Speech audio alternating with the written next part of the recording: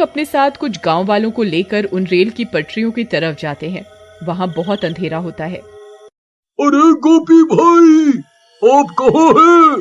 गोपी भैया, क्या आप मुझे सुन सकते हैं? अरे भाइयों, मैं यहाँ हूँ, इधर देखो आगे की तरफ, मुझे बचाओ, कोई मेरी मदद करो।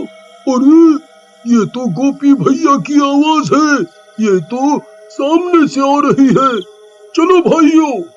फिर वे लोग दौड़ते हुए गोपी की आवाज का पीछा करने लगते हैं और कुछ ही देर में वहां पहुंच जाते हैं। वहां पहुंचकर उनकी आंखें फटी की फटी रह जाती हैं। चुड़ैल ने गोपी को रेल की पटरियों के बीच गाड़ रखा होता है। गोपी का सर बाहर होता है और बाकी का शरीर जमीन के अंदर होता है। अरे गोपी भाई, ये आपको किसने जमीन के अंदर गाड़ दिया? अरे भाई, मेरी मदद करो, उस चुड़ैल ने मेरी ये हालत कर दी है, वो यहीं आसपास ही है, जल्दी से मुझे बाहर निकालो, कहीं कोई ट्रेन आ गई तो मैं नहीं बचूंगा। फिर कुछ गांव वाले गोपी का सर पकड़कर उसे बाहर खींचने की कोशिश करने लगते हैं। आई मम्मी, आई, अरे नास मिटो, ये क्या कर रहे हो? मेरी गर्दन धड़ से अलग करना चाहते हो क्या? आई आई। तभी डरावनी डरावनी आवाजें आने लगती हैं। अरे भाइयों, जल्दी मुझे यहाँ से निकालो, मैं उस चुड़ैल को महसूस कर सकता हूँ, वो यहीं कहीं है, जल्दी करो। तभी वो चुड़ैल वहाँ पहुँच जाती है। चुड़ैल को अपने सामने देखकर सबकी हालत खराब हो जाती है। अरे मर गए रे, ये तो वही पटरियों पर घूमने वाली चुड़ैल है, अब क्या करें? भाइयों, मैं तो कहता हूँ जल्दी से यहाँ से निकल लेते हैं, नहीं तो ये किसी को जिंदा नहीं छोड़ेगी। अरे कमबख्त, मुझे यहाँ अकेला छोड़कर जाने की बात कर रहा है, मेरा क्या होगा?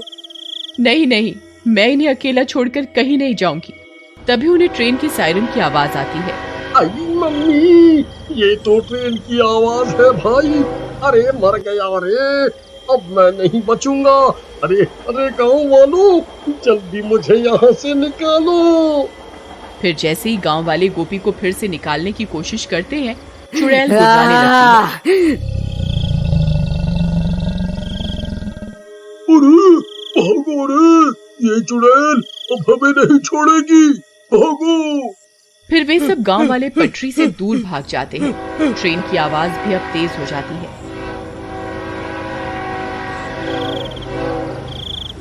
सीमा दूर से आती हुई ट्रेन को देख लेती है। अब तुझे कोई नहीं बचा सकता, मैं तुझे मारकर तेरी आत्मा पर कब्जा करके और ताकतवर बन जाऊंगी। अब कोई फायदा नहीं है सीमा, ट्रेन बहुत नजदीक आ गई है, अब मैं नहीं बचूंगा, तुम यहाँ से चली जाओ, चली जाओ। नहीं नहीं जी, मैं आपको छोड़कर कहीं नहीं जाऊंगी, अगर मरना ही है तो साथ में मरेंगे। फिर इतना बोलकर सीमा गोपी के आगे लेट जाती है। नहीं सीमा, ये तुम क्या कर रही हो? देखो देखो, ट्रेन आ रही है, तुम यहाँ से हट जाओ। ए बेवकूफ औरत, ये तो क्या कर रही है? क्यों अपनी जान देना चाहती है? तू मेरा शिकार नहीं है, सिर्फ तेरे पति ने मेरी आवाज सुनी थी और मुझे पलट कर देखा था, सिर्फ ये मेरा शिकार है। तू इसकी वजह से अपनी जान क्यों दे रही है? चुड़ैल जी, ये मेरे पति हैं, मैं इनके बिना नहीं जीना चाहती। तभी वो ट्रेन और भी नजदीक आ जाती है। लेकिन सीमा का प्यार देखकर चुड़ैल का मन बदल जाता है, उसे भी अपना गृहस्थ जीवन की याद आ जाती है। अरे भाइयों, वो देखो ट्रेन आ गई, अब ये लोगों को कोई नहीं बचा सकता। तभी वो चुड़ैल अपना हाथ उठाती है और अपनी शक्तियों से ट्रेन को रोकती है। अरे वाह वाह वाह वाह, सीमा, ट्रेन रुक गई, हम तो बच गए। तुम दोनों जा सकते हो, मैं तुम्हारी जान नहीं ले सकती। मेरा एक काम करना, यहाँ झाड़ियों में मेरी लाश पड़ी हुई है, उसका अंतिम संस्कार कर दो, इससे मुझे मुक्ति मिल जाएगी।